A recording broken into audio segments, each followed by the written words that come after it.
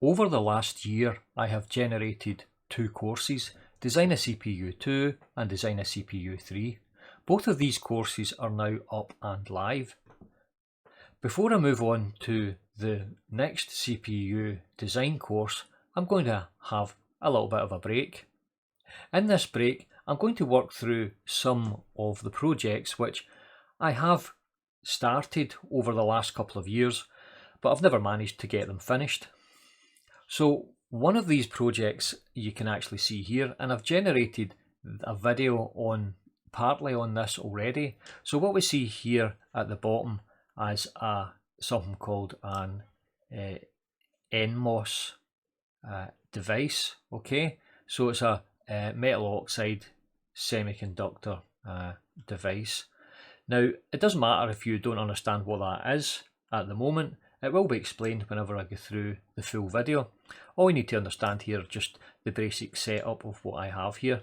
So I've got the little device here, and this little device is modelled, and it's modelled by controlling these lines here. So we've got a side here called the drain, an area here called the gate, and an area here called the source.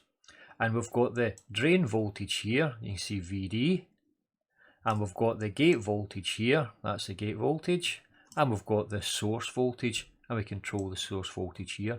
And you can see that whenever we move these values for the gate, source and the drain voltage, we're going to adjust the little diagram that you see above. Okay, so this diagram here above is the transfer characteristics of the device. So we're really looking at the input output of the device.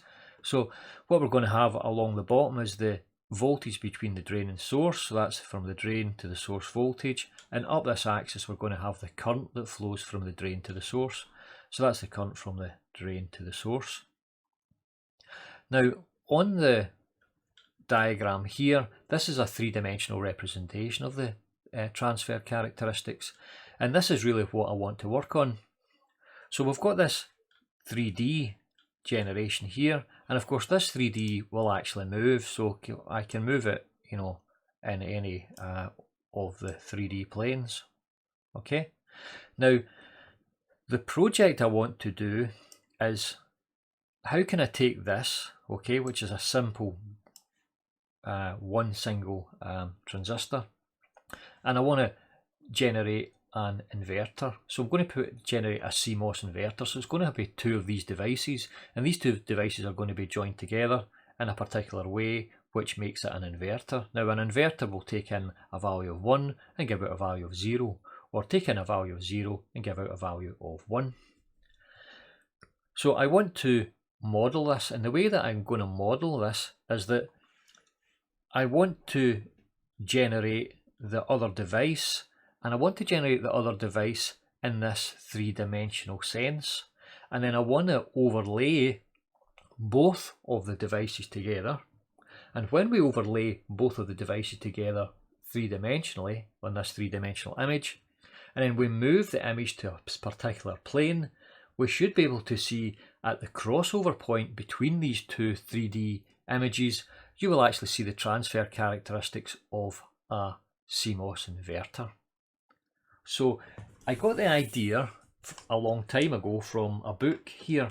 Now I will make my image a little bit bigger so that you can see this book a little bit better. Okay, so the book I used was this one here, CMOS Digital Integrated Circuits, and I think it's page 220. Let me have a little look and see. I had it open earlier.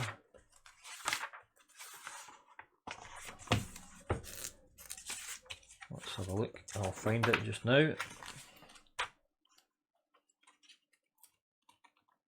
Yeah, so okay, it's page 203. So here's the sort of thing where I'm trying to get generated. So on this page here, okay, we have the top one. So the top one I've already generated, so that's what we see on the screen, or you've seen the 3D image. So I've generated that one. Now I need to generate another one here for the second device, so that's what I have to do next. Now once we've generated both of these, we can place them together in the one graph. So that's them placed together in the one graph. And you can see that whenever these two 3D images come together, that is the intersection between them, we should be able to move that to a certain angle, and we should be able to see a nice little CMOS inverter transfer characteristics. So that's what I'm going to do and mess about with over the next few days, and I'll try and get a nice plush looking video together which will describe this simple CMOS inverter. Now I understand that it's a bit of a niche kind of thing, and it's something I haven't seen anyone else doing, so I thought I'd give it a go and just really as a challenge, and like I say, as a little bit of a break from doing the CPU architecture courses. So I'll crack on with this, and I'll hopefully get a video together within the next few days. So thank you for listening. I'll get you on the next video. Goodbye.